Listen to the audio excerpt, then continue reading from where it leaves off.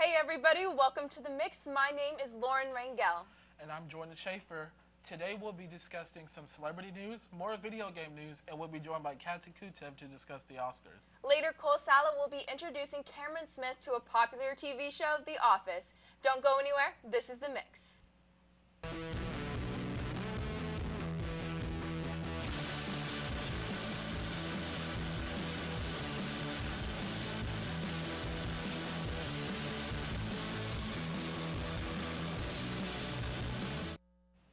According to SuperData, Fortnite's revenue dropped 48% in January. December was a peak month in sales, and the end of the shopping season could be the reason for this sharp drop.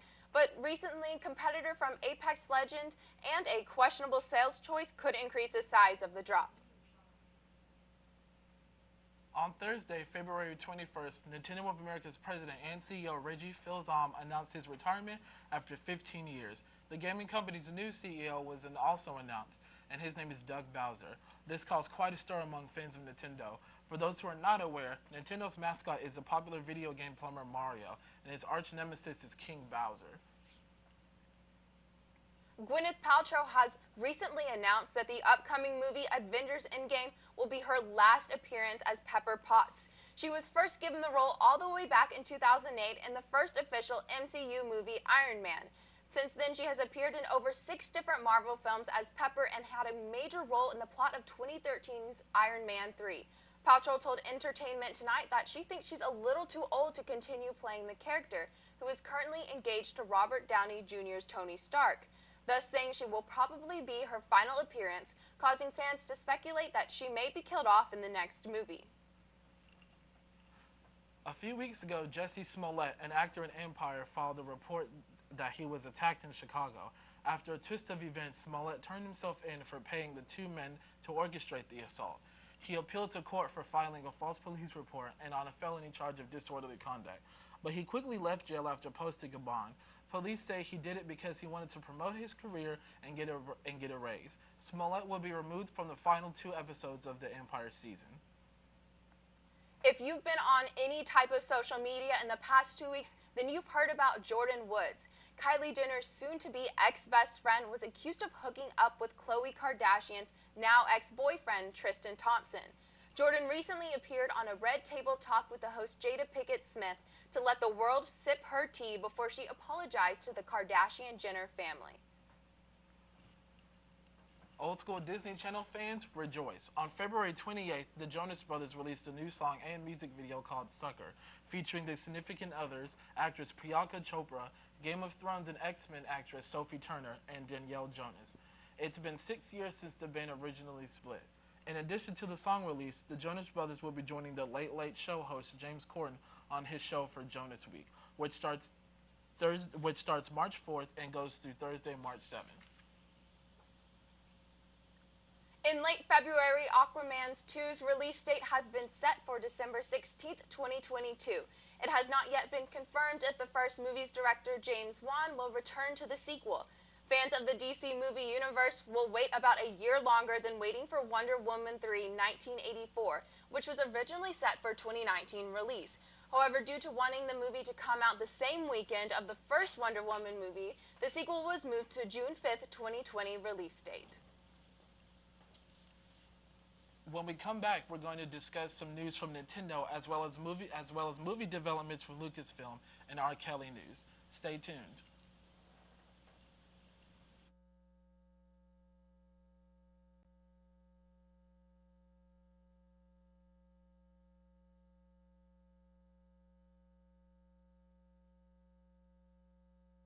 Back. Before we went on break, we gave you some quick news pieces, and now we are going to go into depth on certain headlines.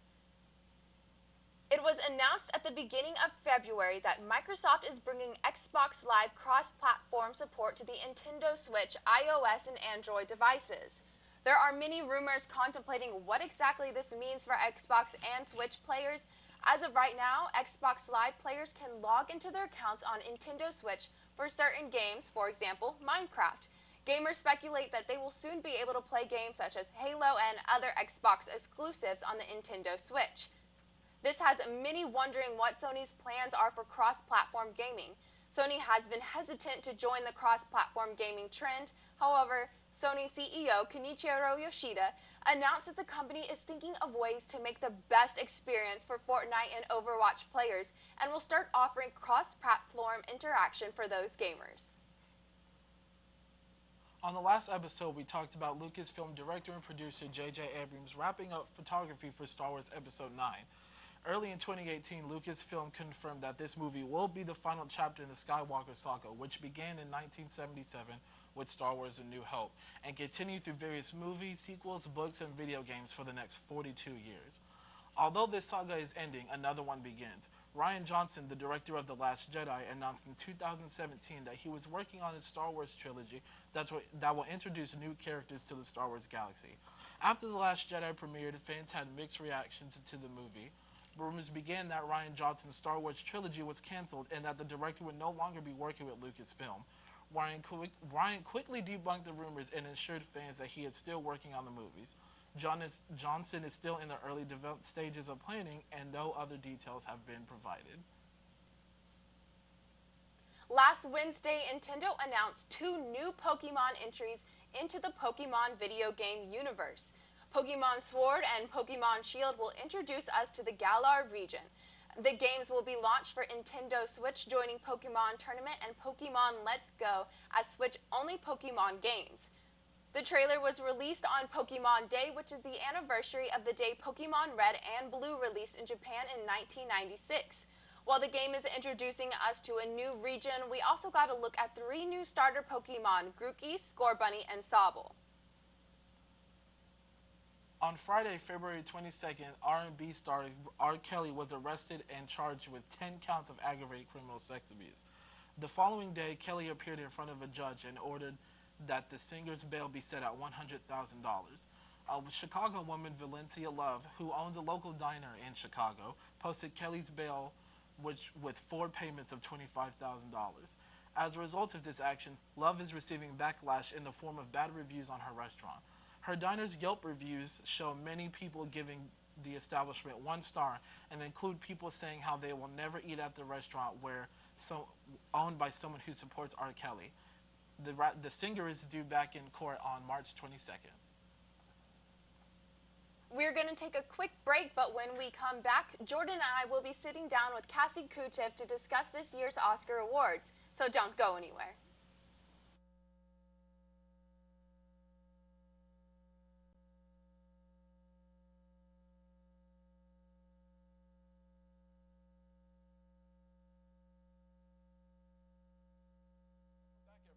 Award season is in full swing, and today we'll be discussing the Oscars. Here to talk with us about Oscar night is Cassie Kutev. The 91st Annual Academy Awards, more commonly known as the Oscars, was held on Sunday, February 24th.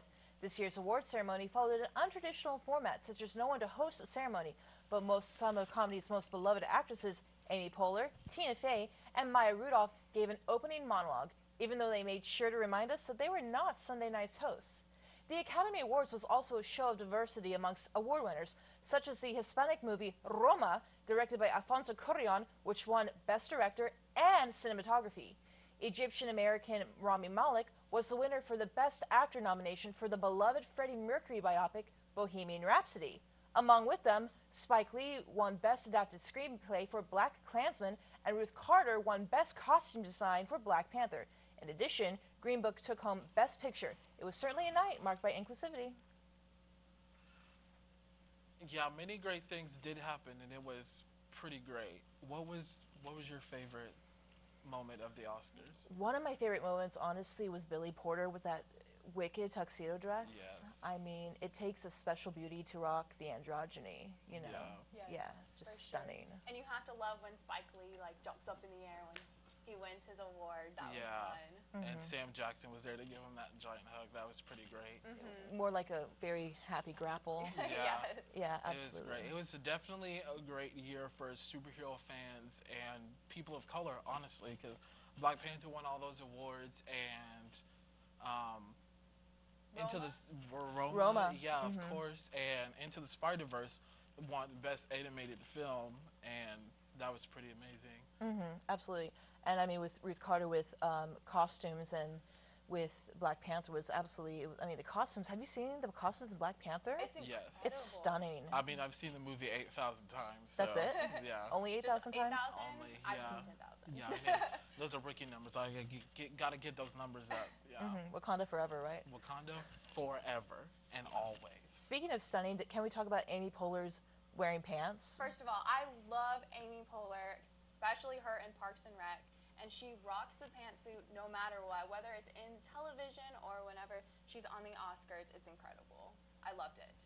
Honestly, I think when it comes to Maya Rudolph, Tina Fey, and of course Leslie Knopp, I know they said they weren't the host, but to me they were the host because they had that powerful, funny opening monologue, which was, of course, comedy gold. I honestly don't know why the Oscars didn't go ahead and just ask them to host. Like, it just, I mean, they were already there, so why not, you know? I think they were trying to do something different and something unique, also with kind of the Kevin Hart controversy going on. But I mean, I think everyone was trying to go for something different. Even Gaga with her hip outfit. Yes, her hip outfit, and it's very like understated for Lady Gaga. And it was a beautiful black dress. The only thing that got me was like the hips. Like, if you're tired of holding your hands up, I guess you could just rest them. I don't know. I mean, she did rest in that egg, and she was in the meat dress, and she had the Alexander McQueen lace mask, or God knows what else she's worn. So I think for Gaga is very much understated. But what caught my attention with Gaga was really not what she was wearing, which is a first, but the shallow performance with her and Bradley Cooper. It was so, it had so much gravitas and it had so much pathos. Yeah, everyone, with Bradley Cooper, Lady Gaga, everyone has convinced themselves that they're actually in love, and that just means they did their job as actors and performers.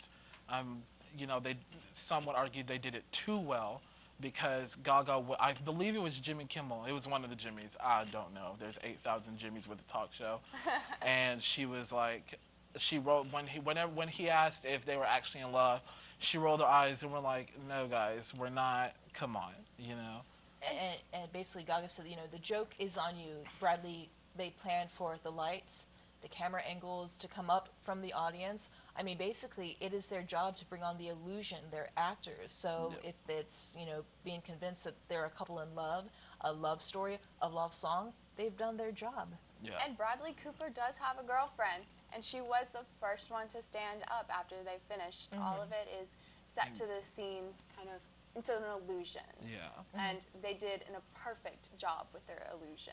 Right. Yes. And now I believe that a meme is being made over, like, for example, my boyfriend and the way he looks at Xbox. So, I mean, if you're made into a meme, then you know. That's how you know you've made it in 2019, is if you're made into a meme. Yeah, I think that I was very impressed with how the Oscars handled this year, especially coming from a few years ago when everyone looked at the nominees and decided #OscarSoWhite. I'm really, you know, that's growth, you know, and it was I was really impressed, and you know, some people weren't, but you know, you can't please everyone. What do you think is the next thing that in the award ceremony that we could grow upon? More diversity in winning, honestly. Like, you know, this year was a good start, you know, but you know, you can always grow. Exactly. There's always room for improvement. Especially with gender diversity, racial diversity, cultural diversity, LGBT diversity, because in performing arts, it's literally just a complete menagerie of everyone. I think that's the beauty of the performing arts. It's not just the typical straight white male, and we see that in this award season, the diversity of it all. Yes. Absolutely. And each performance tells a different story of someone, and not everybody's story is going to be the same as that one white person that everybody was upset about. Everyone is unique and everyone has their own story. So the Oscars has kind of geared to telling more stories and reaching out, which is really impactful. Exactly. When Rami Malek won Best Actor, he talked about being a first-generation Egyptian American. He's the first in his family, and he was also the first Best Actor winner of Egyptian descent to win Best Actor, which is amazing. He was played by Freddie Mercury, and it was just, you know, not a whitewash. Yeah, it was really great. Well, I definitely do want to wish all who won an Oscar that night a big congratulations, and a special thank you to Cassie for joining us. When we come back, one of our crew members will be showing another crew member the popular show The Office, so stay with us.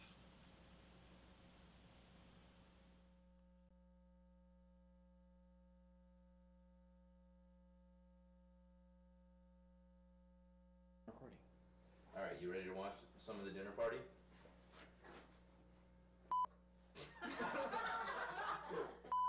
All right, I'm Saleh. This is Cameron Smith, and we are here to watch The Office, which I've watched upwards of 16 times all the way through. Have you ever seen it? I've seen nothing of The Office. All right. Well, do you know anything about it starting off? I know Jim, I know Dwight, Pam, that's about it. Basic knowledge. Okay. All right. So The Office takes. I'm going to give you a quick rundown. The Office takes place in Scranton, Pennsylvania, Okay. and we've got Michael Scott, who is the regional manager of Dunder Mifflin Paper Company, the Scranton branch. And from there, it's just kind of the life of these office workers. Okay. But it's hilarious. So you got to give it a chance. All right.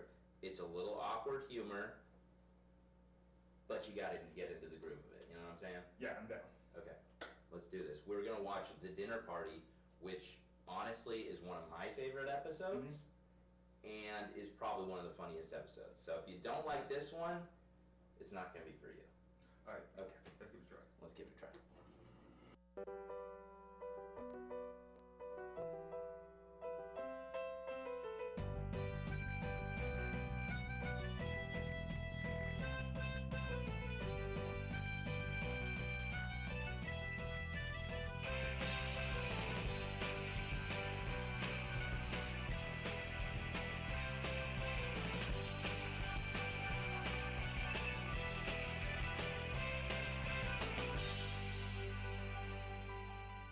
How about a toast?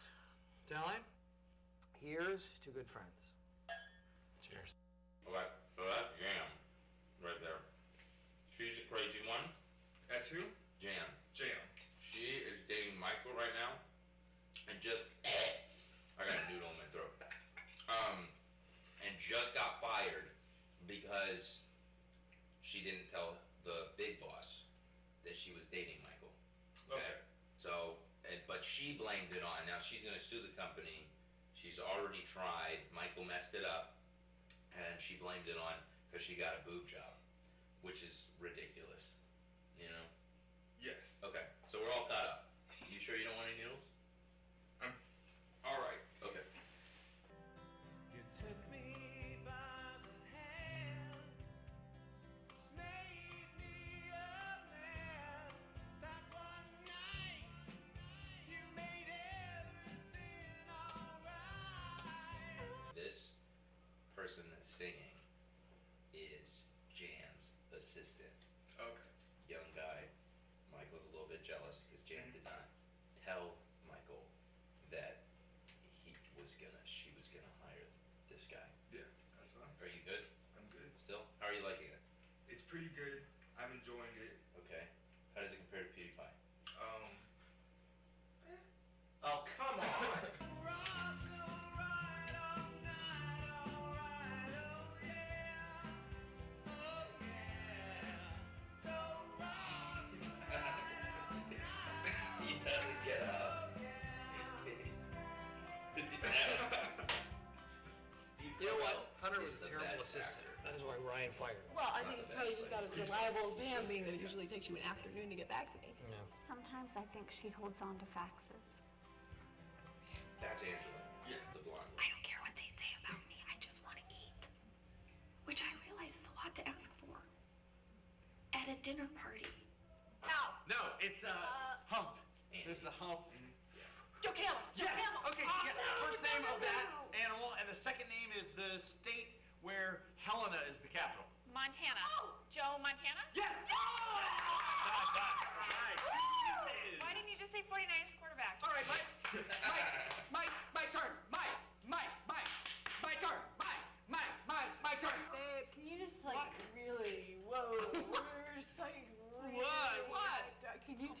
Yeah, No, I seriously. was making people laugh. No.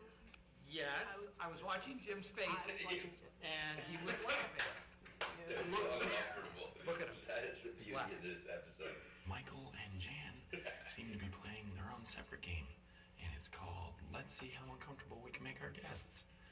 And they're both winning, so I am going to make There it is. All right, what did you think about it? That was pretty funny. Yeah? A little awkward, but like you said, it's a little awkward. Yeah, it's like you have to have a certain taste for it. I know a lot of people don't like it because it's too awkward for them. Yeah. But you watch PewDiePie, so, yeah. you know, yeah. I can deal with it. Scale 1 to 10. Go ahead. This episode, probably because I didn't know, probably because I haven't watched it much before it. Yeah. Probably like a 7. But That hurts. Yep. I haven't seen anything else. It hurts a little bit, but So. yep, that's okay. I'll put it 10 out of 10, but I understand. That's all I Would you watch the rest of the show? I would watch the rest. I would watch the rest of the show. Where would you recommend I start? Season 1. Season 1. Season 1. It's a little rough to get through season 1. All right. Success. All right. Well, that's it for this episode of The Mix. Be sure to follow our social media. Our Twitter and Instagram are at The Crew SFA. You can also like our Facebook page, SFA The Crew, and check out more content on SFA TV 2. I'm Jordan Chaffer. And I'm Lauren Rangel. See you next time.